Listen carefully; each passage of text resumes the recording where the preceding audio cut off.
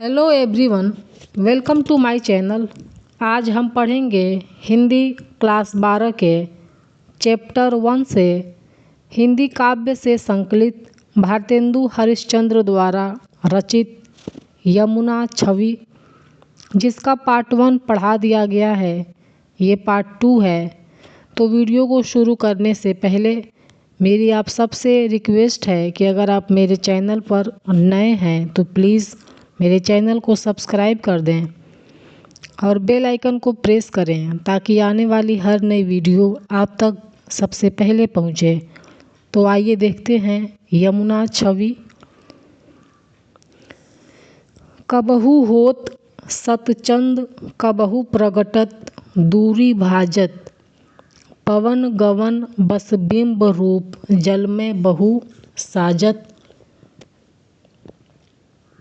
यमुना के हिलते हुए जल में लहरें भी हिलती हैं। उन लहरों में कभी कभी कवि को सौ सौ चंद्रमा के प्रतिबिंब दिखाई पड़ते हैं।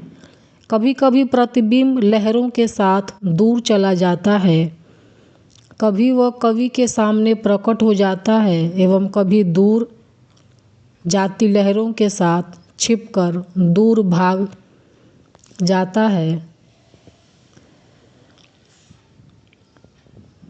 मनु शशि भरी अनुराग जमुन जल लोटत डोले, कै तरंग की डोर हिंडोरनी करत कलोले।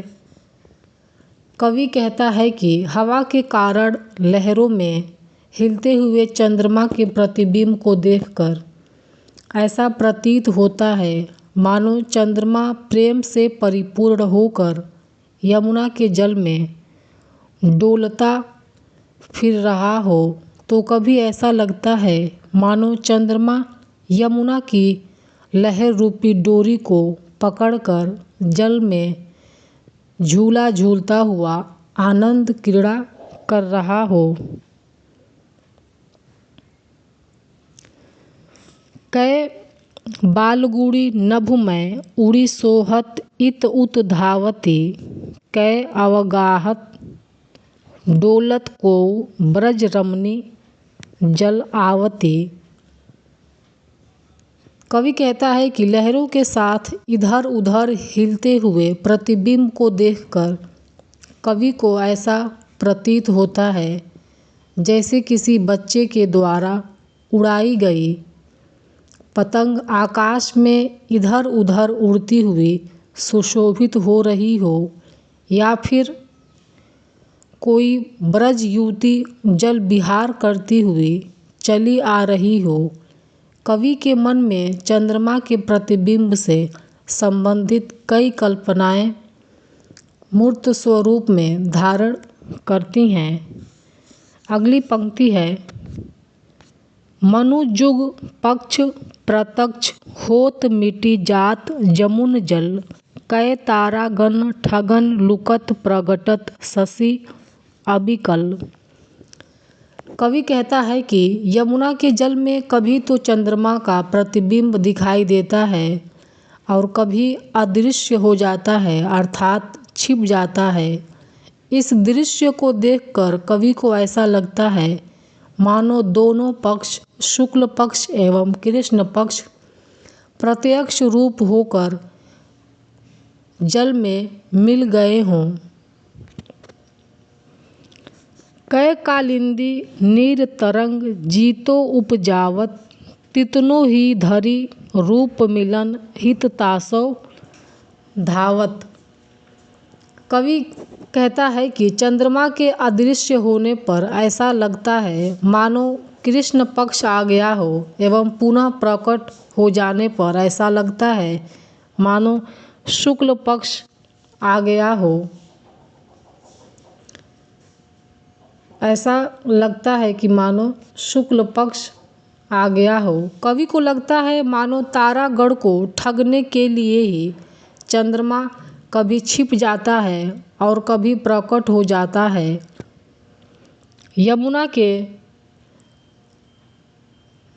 यमुना के नदी में जितनी तरंगें उत्पन्न होती हैं, चंद्रमा उतने ही रूप धारण करके उन तरंगों से मिलने के लिए उत्साहित होकर दौड़ता रहता है। कै बहुत रजत चकई चलत, कै फुहार जल उच्छरत, कै निष्पत्ति मल्ल अनेक विधि उठी बैठत कसरत करत। कवि कहता है कि ऐसा लगता है मानो जल प्रतिबिंब के रूप में जल के भीतर चांदी की चकई चल रही हो, या जल में चकई चल रही हो, या जल की फुहारे उठ रहे हों, या फिर चंद्रमा रूपी पहलवान उठक बैठक कई प्रकार की कसरत कर रहा हो। आखिरी पंक्ति है,